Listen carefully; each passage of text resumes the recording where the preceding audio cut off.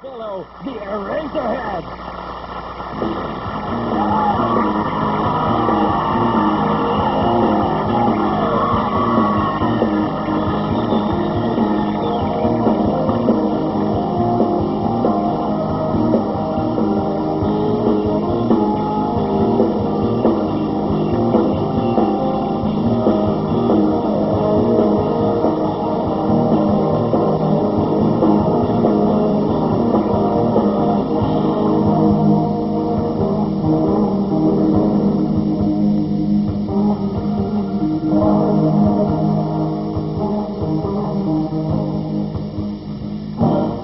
Magdadrive ako hanggang Baguio. Magdadrive ako hanggang Bicol. Magdadrive ako hanggang Batangas. Tapos magsisilong sa beach. Isasama ko ang gofesto. Isasama ko kahit sinong may gusto. Kahit may kasama siyang aso. Basta't meron siyang taong sariling buto. Magdadala ako ng pagkain. Pwede fries, tapilog at siopaw. Magdadrive ako hanggang Visayas. Magdadrive ako hanggang sa Mindanao. Magdadrive ako buong taon. Magdadrive ako habang buhay. Magdadrive ako hanggang buwan. Please lang turuan niyo akong mag-ride. Gusto ko matutong mag-ride. Gusto ko matutong mag-ride. Mag-ride.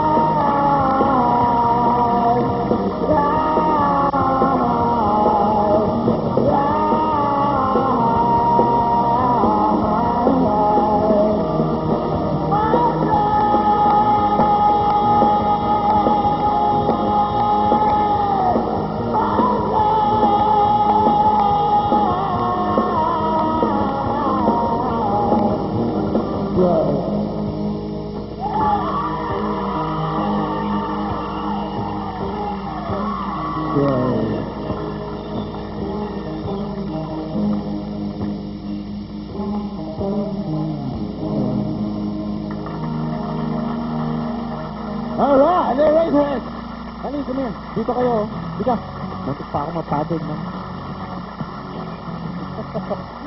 Hello? Come join me, guys.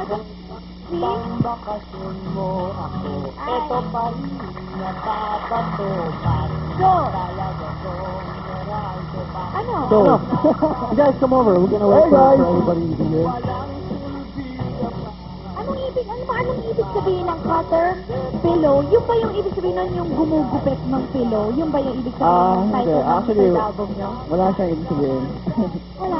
Ano lang siya, parang ibig sabihin kasi yung album medyo matalas at medyo malambot. Kaya ganun. Okay. Matalas at medyo malambot. Yung sa Overdrive, you guys have been known to write about things, yung mga experiences nyo, right? Pero dito, sinabi niyo sa kanta, hindi kayo marunong mag-drive. Wala kayong kotse.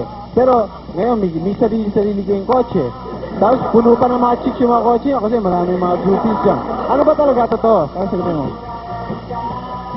True story yun ni Buddy eh.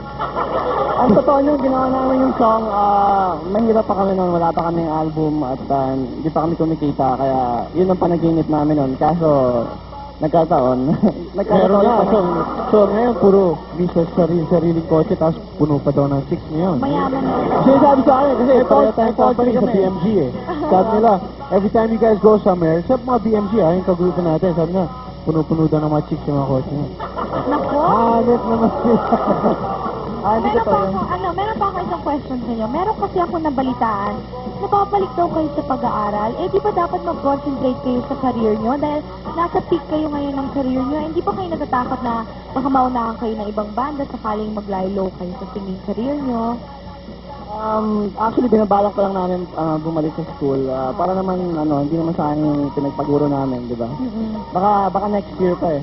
Pero Next at the year same time, Kung tatanggapin pa rin kami. ang ginagawa nyo. Ano? Yung album. Mag-tour pa rin kami. We'll be promoting the new album ngayong 1996. Mag-provincial tour kami. Ah, wow. Another smash. So, that song, the previous song, yung Alapa Up, you guys were misinterpreted by people. Kasi kind of people interpreted it as saying drugs, di ba? Parang it was associated with drugs. Ngayon na lumabas itong Caterpillar, saan nag-iba na ba yung style nyo?